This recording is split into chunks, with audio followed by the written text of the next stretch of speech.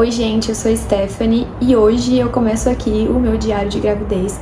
Finalmente. Hoje, dia 7 de novembro de 2023, estou com 24 semanas, 6 meses, pra quem não entende aí de semanas, e eu vou começar a contar um pouquinho pra vocês.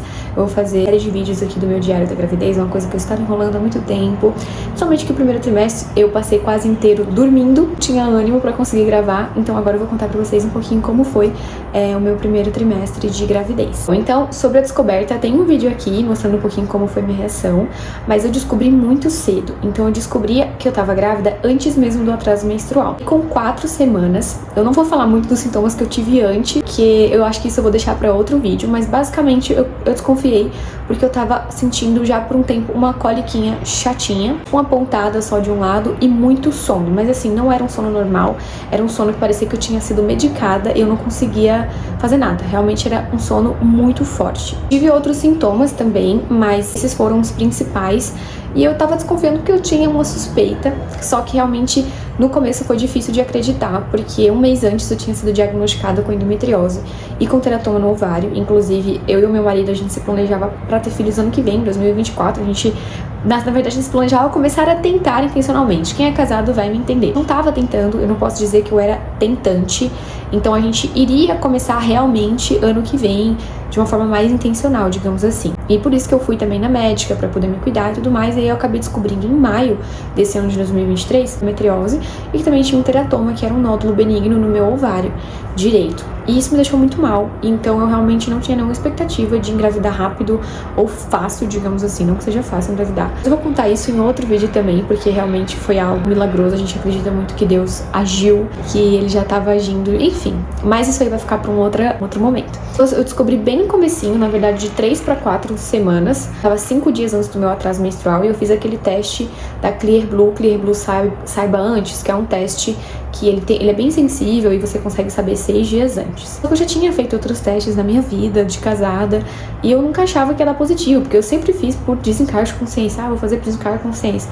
E aí eu fui fazer por desencargo de consciência e deu positivo. Eu acreditei, realmente foi um choque, porque eu queria, né, é claro que eu queria ter essa gravidez, como eu falei, eram planos que a gente tinha pro ano que vem, só que eu tinha ido um mês antes e eu tinha ouvido da minha médica, que inclusive foi muito querida com a gente, mas ela falou a realidade, geralmente mulheres com endometriose levam mais tempo.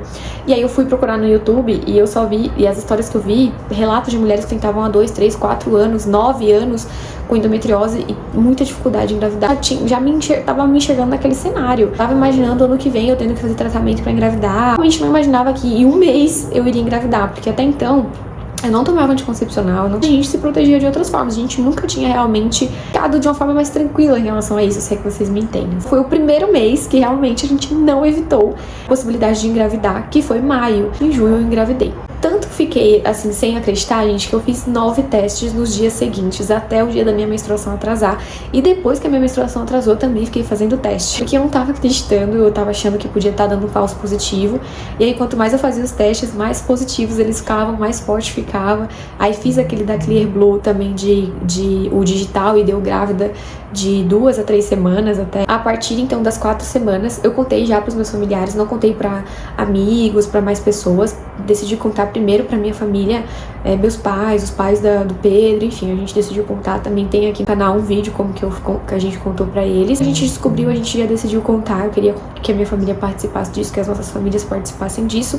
E aí, os sintomas realmente começaram de uma forma um pouquinho mais fortes, mas eu não fui uma grávida que sofreu muito no primeiro trimestre. Eu sempre vi relatos de grávidas que passavam mal e eu fiquei todo o tempo esperando o momento que eu ia começar a passar mal e vomitar. E esse momento nunca chegou.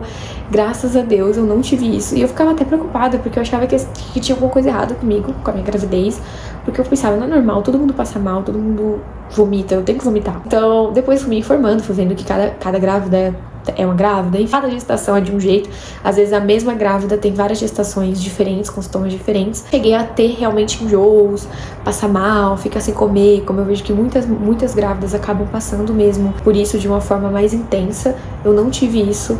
O que eu tive eram náuseas. Eu comecei a ter náuseas mais ou menos com 5 semanas, 5 para 6 semanas de manhã. Eu acordava um pouquinho nauseada, como se alguma coisa tivesse me feito mal. Sensaçãozinha ruim, sabe? Meio que uma vontade de vomitar. Mas não chegava a ser enjoo e eu nunca vomitei. Com 6 para 7 semanas eu tive um grande susto. A gente viajou pro Rio Grande do Sul. Meu marido é de Caxias do Sul, pra quem não sabe, ele é da Serra Gaúcha, mas a gente mora em São Paulo. Fomos pra visitar a família dele, era aniversário dele em agosto. Tava com 6 para 7 semanas. E nessa viagem, chegando na cidade dele, em Caxias do Sul, eu tive, no dia seguinte, a gente dormiu, tal, na casa dos meus sogros, e eu acordei, fui no banheiro, fiz xixi, me limpei, e tinha um sangue, não um sangue vermelho, não muito sangue, mas tinha um sanguezinho ali, meio aguado, digamos assim, um pouquinho mais escuro, no papel. E eu já fiquei apavorada. E como a gente viajou de avião, né, eu achava que podia afetar, e a gente correu no aeroporto, eu levei o cachorro aqui, tem um cachorrinho Joaquim, então eu levei ele na mala, peguei mala,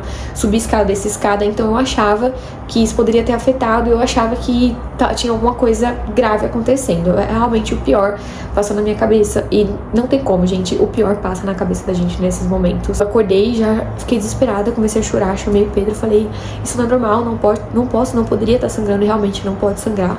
E eu já imaginei o pior. Tenho contato com a minha médica, que super me tranquilizou, e eu acredito muito, né, que tenha sido um sangramento de nidação. A maioria das pessoas, das grávidas, descobrem gravidez com 6 para 7 semanas, porque às vezes nem percebem que a menstruação tá atrasada. Eu descobri muito cedo, eu descobri antes do meu atraso. Então, provavelmente, esse sangramento era um sangramento de nidação, que é quando o bebê implanta, né, e aí tem esse sangramento. Se eu não soubesse que eu já soubesse que estava grávida, eu ia achar até que era a menstruação chegando, que é o que acontece com muitas mulheres. Entre 6 e 7 semanas de gravidez, já estão grávidas, não sabem, tem esse sangramento, acabam achando que é menstruação vindo e não percebem. Mas eu já achei o pior, enfim, já imaginei o pior. E aí minha médica me tranquilizou, falou que poderia ser um sangue que tava lá, enfim, ela me explicou. E falou que se eu não me sentisse à vontade, eu tivesse dor, e eu não tinha dor, graças a Deus, então que eu fosse ao médico, lá em Caxias do Sul. O sangramento continuou, ele passou o dia inteiro e começou a ficar um pouquinho mais esquisito. E aí no outro dia eu falei pro meu marido, eu preciso ir no médico. E a gente foi numa médica maravilhosa que a gente encontrou na cidade dele, uma ginecologista muito boa. E aí ela me explicou tudo, ela fez lá um exame e viu que o meu colo do útero tava fechadinho.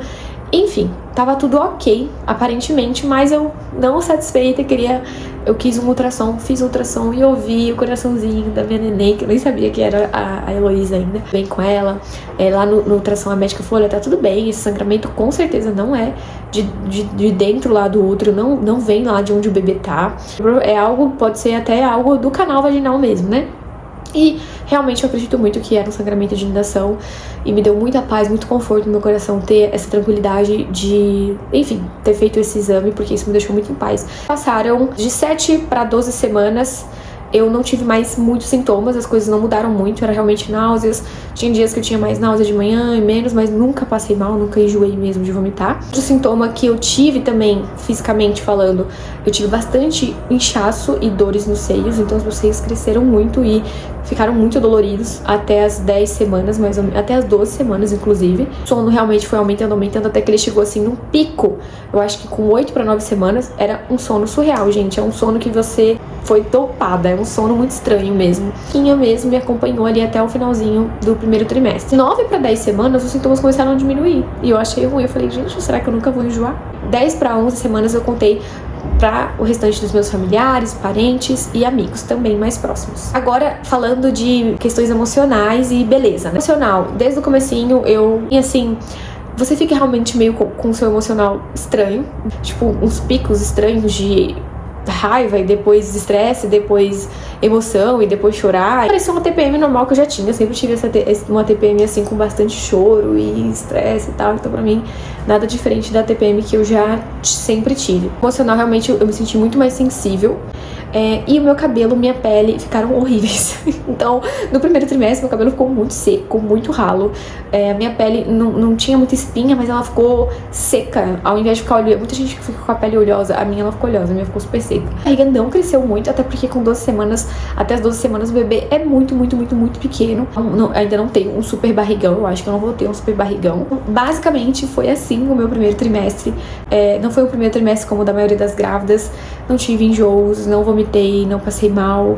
Graças a Deus, realmente não tive um trimestre que geralmente é terrível, né? Geralmente o primeiro trimestre é o mais difícil para a maioria das gestantes e o meu não foi. Foi muito tranquilo, eu comi de tudo, eu não passei mal nenhuma vez. Tive esse susto com 6 semanas, né, do sangramento, mas fora isso foi tudo super tranquilo. Espero que vocês tenham gostado de saber um pouquinho como foi o meu primeiro trimestre. No próximo vídeo do Diário da Gravidez eu vou contar pra vocês como está sendo, como foi, né, o segundo trimestre. Tô esperando ele terminar. Terminando o segundo trimestre, aí eu vou gravar pra vocês como que foi o segundo. Mas é isso, espero que vocês tenham gostado e espero vocês aqui nos meus próximos vídeos.